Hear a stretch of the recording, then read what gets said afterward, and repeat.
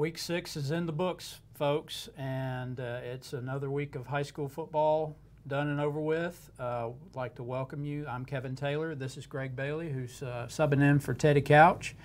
And welcome to the Gadsden Times Football Review. Another big week of high school football action this week. Majority of our teams got back into region action tonight. A few still were in out of region action, Greg, and we had some pretty good ball games tonight. I just want to run down quickly some of the scores from around the area. Falkville over Coosa Christian, 56-27. Etowah over Pell City, 8-6. James Clemens over Gadsden City, 50-28. Cleveland over Gadsden, 62-12. Pleasant Valley over Glencoe, 41-0. Hoax Bluff over Asheville, 52-0. Alexandria over Sardis, 33-15. Southside over Douglas, 63-0. Ranburne over Westbrook Christian, 41-14. Ohatchee over West End, 70-22. Hazel Green shuts out Albertville, 31-0. And Crossville falls to Boaz, 35-3. What I'm seeing here is a lot of goose eggs. Yes. On the scoreboard tonight, but still there were some big games out there tonight. Just to kind of kick one off, number 2 in Class 4A, Hoax Bluff, 52-0 over Asheville, and the score says total domination by Hoax Bluff, but it took a while for the Eagles to kind of get things rolling, Greg. Yes, I understand they got off to a slow start, and then there was just like a short period in the game where they racked up like 400 yards of offense, according to our reporter who covered the game. So, very explosive team.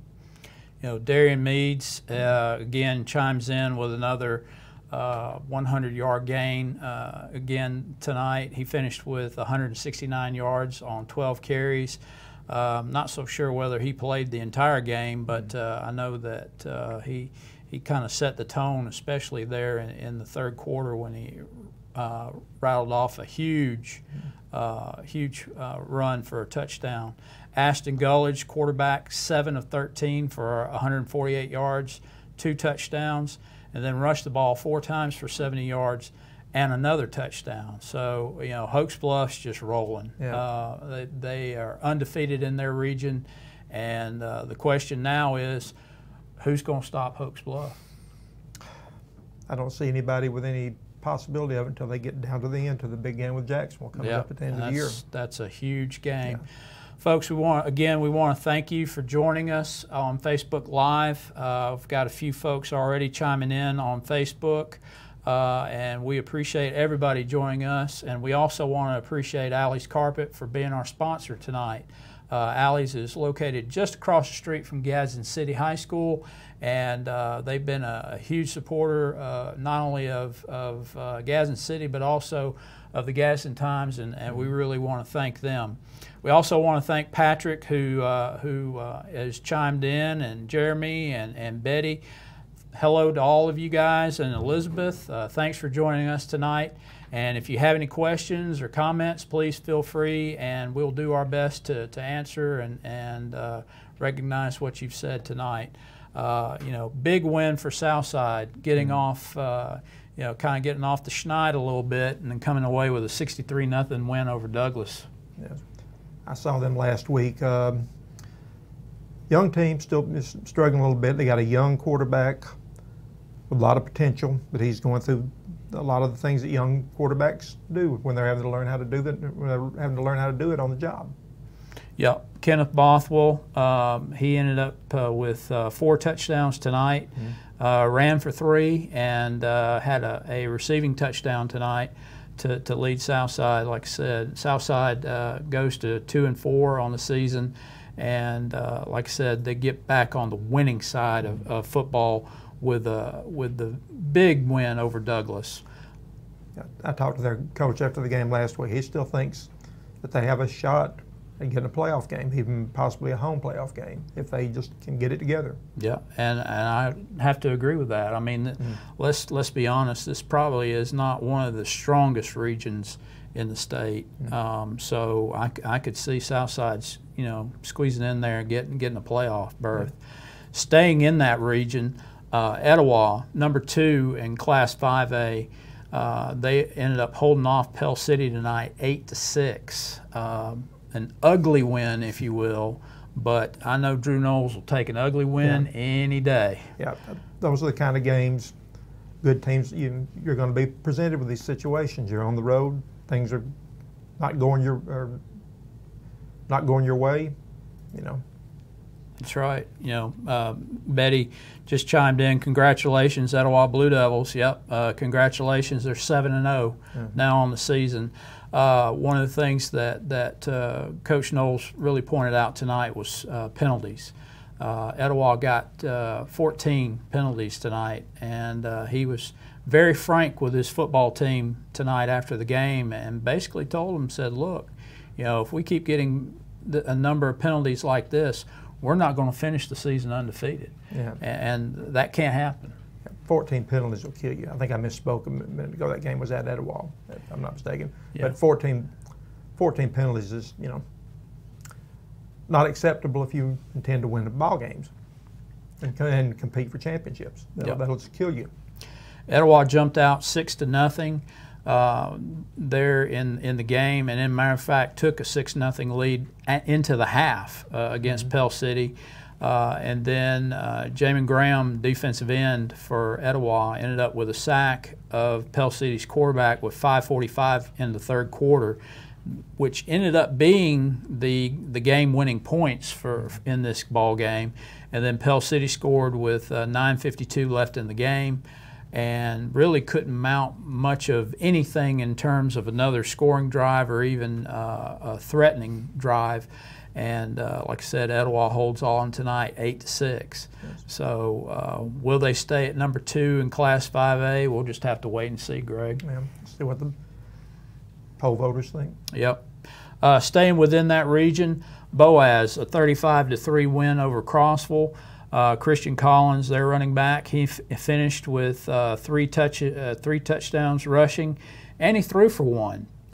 So I mean, this guy does it all. I mean, outside of maybe drive the bus and wash the uniforms. I mean, this guy is a workhorse, and Boaz comes out with a 35-3 win, and that really sets up a huge region showdown in a couple weeks with Boaz and Etowah, quite possibly for the region championship. Yes. It's a good bounce back for Boaz too after their loss last week to their arch rival Albertville. Yeah. Tough loss to Albertville. Yeah, and then like I said, tonight Albertville gets shut out by Hazel Green, 31-0. So Albertville, obviously there was a little bit of a hangover from that win over Boaz. Again, thank you to everybody who's joined us tonight. If you have any questions or comments, please feel free to chime in on Facebook. And again, we also want to thank our sponsor, Alley's Carpet, located just across the street from Gadsden City High School. They've been a tremendous supporter of the Gadsden Times and also of Gadsden City Athletics. So we want to thank them, and we look forward to working with them as the season continues. A few other games that really stood out tonight. One that you were at, Greg, James Clemens over Gadsden City. Gadsden City still looking for their first win of the season. James Clemens wins 50-28. Yeah. Tough ball game, spoiled homecoming for Gadsden City, but James Clemens has a very, very effective offense. Their quarterback, Jamil Muhammad, has committed to Vanderbilt, and he showed why tonight he showed why he's a prospect. He's very efficiently led the offense. Few mistakes, just it's like a machine going down the field. It's 19-25 passing for 166 yards. In the third quarter, when James Clemens really broke the game open, he was 6 for 6, hit every pass. Wow. Gadsden City just did not have an answer for him. The one thing I noticed about Jamil too, having been at the game tonight, was that he's not a real flashy quarterback. No. But what he is he's an efficient quarterback. Yes. He gets the job done, yes. Does what needs to be done to run an offense, and he runs it efficiently. and you could tell that the rest of his team around him, fed off of that. Yeah. You've got a guy who's cool, collected, calling the plays, running the plays. The rest of the offense feeds off that. Yeah, and then opposite of him, DeMarcus Macon for Gadsden City, 18 of 24 for 132 yards. He also rushed for 40 yards on 7 carries. Yes. And then, of course, Gadsden City's running back, Jamontez Woods, 2 one-yard touchdown runs, and then ends up with a 99-yard kickoff return for a touchdown, which I quite honestly, I couldn't believe they actually kicked to Jamontez. Mm-hmm. And he became very, very close. He did a little dance step there at the goal line to keep from going into the end zone. So it was basically about a 99 3/4 yards touchdown return. Yeah, and it's still in the books. He'll go down at 99. 99. Yeah. And as far as the quarterback Macon, Coach Sessions talked about him after the game, said, that he's probably a year short of experience and in the weight room for reaching his potential, but he's very optimistic about his potential, that he's going to be a good quarterback for him. He said, he's a sophomore, young kid. Again, like I said, young quarterbacks have to learn, especially if they're thrown into a situation where they're having to learn under fire, they're having to learn how to do it. It can be a tough situation, but he said he expects big things out of him in the future. Gadsden City gets back into is right back in region action next week. They host Florence next week. Florence, if I'm not mistaken, they played Huntsville. And what happened in that game? Can't remember the score exactly. I think they won by a couple of touchdowns. So Florence will be coming in off a victory. Coach Sessions tonight said, that it's just a matter of one play they'll gaining some consistency. One play they'll shine, the other play something will happen. It's just a matter of getting some consistency there. I see a lot of youth out there. Yes. With Gadsden City as well. So yes. I mean, it's tough to win when you have a lot of youth and inexperience. Now, mind you, when I say inexperience, game reps mean so much more than practice yes. reps and against your fellow teammates. And so I see a lot of inexperience out there. And, it's just only a matter of time before Gadsden City puts things together. Okay. Will they be able to put it together by the end of this year? I don't know, but we'll see. Yeah, Florence 28-13 over Huntsville.